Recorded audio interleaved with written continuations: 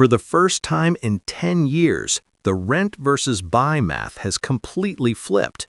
Mortgage rates are sitting at 6.3%, home prices are barely rising, and rents are about to spike. But here's what financial advisors aren't telling you. Buying might actually cost you more per month and still be the smarter move, or renting could save you hundreds of thousands long term. The answer depends on one number most people get wrong. Stay with me, because this decision will define your financial future. Let's start with where we actually are. Mortgage rates are hovering around 6.3% for a 30-year fixed loan. That's down from the 6.6% average in 2025, but nowhere near the 3% rates of 2021. Home prices are expected to rise just 1 to 2% nationally in 2026, according to Zillow and Redfin. Some markets might actually see prices fall. Meanwhile, rents are in a weird spot. Multifamily apartment rents are projected to rise only 0.3% nationally, basically flat. But single-family home rents? Those are climbing 2 to 3%. And here's the kicker. Apartment construction is slowing sharply after the 2021-2022 boom. Fewer new apartments mean more competition for rentals, which pushes rents up. So the setup is this. Buying is slightly more affordable than 2025 because rates dropped and prices are flatlining, but renting is about to get more expensive as supply tightens. But here's where it gets interesting.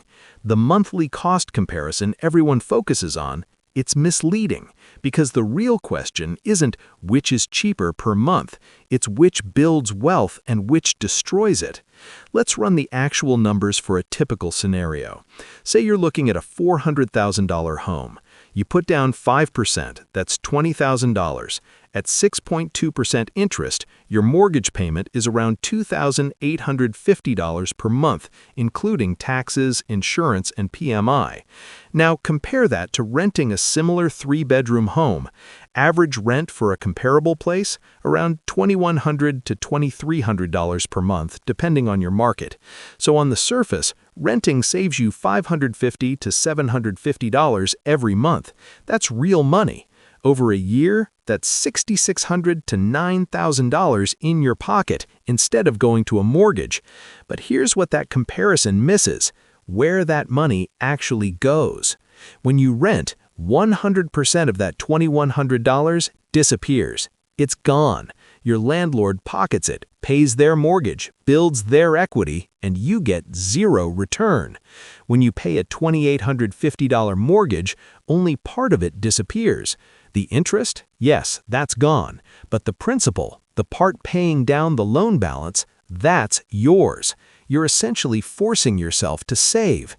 On a $380,000 loan at 6.2%, your first month's payment breaks down like this. Roughly $1,950 goes to interest and $900 goes to principal. That $900 is yours. It's equity. Over time, as you pay down the loan, more goes to principal and less to interest. But wait, there's more. Home prices historically appreciate. Even at just 1 to 2% per year, which is what's projected for 2026, a $400,000 home gains $4,000 to $8,000 in value annually. You didn't pay for that. The market gave it to you. Now, here's the critical question. How long do you need to stay for buying to make sense?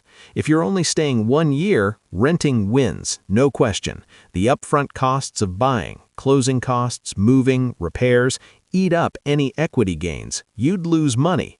If you're staying 2 years, still probably renting. You might break even, but it's close. But if you're staying 3 to 5 years, the math flips. By year 3, you've paid down roughly $35,000 in principal. If the home appreciated even 1% per year, that's another $12,000. You've gained $47,000 in wealth.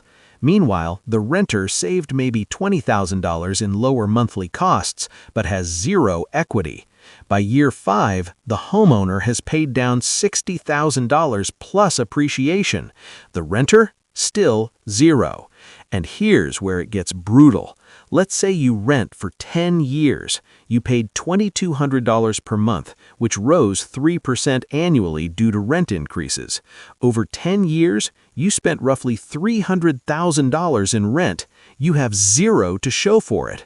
The homeowner with the $400,000 house, they spent more monthly, let's say $350,000 total after taxes, insurance, and maintenance, but they paid down $120,000 in principal.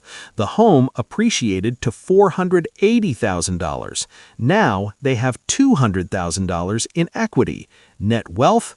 Let's talk about what buying actually costs beyond the mortgage, because this is where people get blindsided. First, maintenance. The rule of thumb is 1% to 2% of the home's value per year. On a $400,000 home, that's $4,000 to $8,000 annually. New roof? $15,000. HVAC replacement? $10,000. These hit when you least expect them. Second, property taxes. These vary wildly by state, but in many places you're looking at $4,000 to $8,000 per year, and they rise every year. Third, homeowners insurance. In 2026, this is spiking. Insurance companies are raising rates 20 to 40% in some markets due to climate risk. If you're in Florida, Texas, or California, you might pay $3,000 to $6,000 annually just for insurance. Fourth, HOA fees. If your home is in a community with an HOA, expect $200 to $500 per month. That's another $2,400 to $6,000 per year. Add it all up, and you could easily spend $15,000 to $25,000 per year on top of your mortgage. Renters, they pay rent and maybe renter's insurance. That's it. Landlord handles everything else. So yes, renters miss out on equity, but they also avoid financial surprises. And if your income is unstable or you're not ready for a $10,000 emergency repair, renting might actually be the smarter move short term. The question is, can you afford the risk of ownership? Not just the monthly payment, the unexpected costs. Here's where 2026 gets interesting. Rent has been relatively stable the past 2 years. In fact, many markets saw rents drop slightly in 2024 and 2025 due to oversupply from the apartment construction boom. But that's ending. Construction starts have plummeted.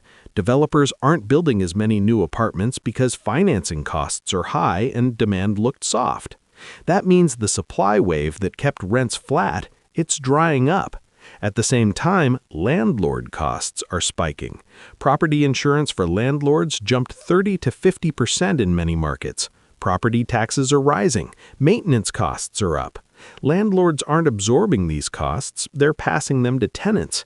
Expect renewal notices in 2026 to come with sticker shock.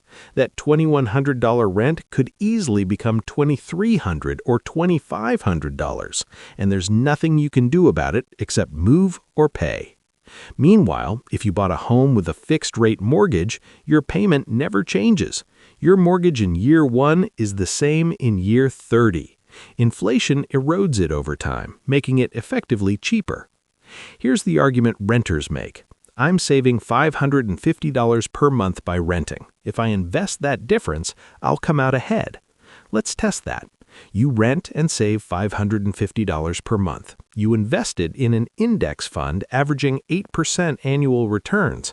After 10 years, you'd have roughly $100,000. Not bad. But remember, the homeowner has $200,000 in equity from appreciation and principal paydown. The renter's $100,000 doesn't beat that. But here's where it gets tricky. Most renters don't actually invest the difference. They spend it. Lifestyle inflation eats it. The $550 savings becomes dinners out, vacations, a nicer car. And there's nothing wrong with that, but it means you're not building wealth. Buying forces wealth building. Every month, whether you feel like it or not, $900 plus goes into equity. It's automatic. You can't spend it. That discipline is worth something. But let's say you're disciplined enough to invest the difference. There's still one more factor: leverage. When you buy a home, you're using the bank's money to control a $400,000 asset with just $20,000 down. If that asset appreciates 10%, you didn't make 10% on $20,000, you made 10% on $400,000. That's $40,000 profit on a $20,000 investment, a 200% return. So what's the answer? Rent or buy in 2026? If you're staying less than 3 years, rent. The transaction costs of buying and selling will destroy any equity gains. You'll lose money. If your income is unstable or you can't handle a $10,000 emergency expense, rent. Homeownership comes with financial risks renters don't face. If you value flexibility, moving for jobs, trying new cities, keeping life options open, rent. Ownership ties you down.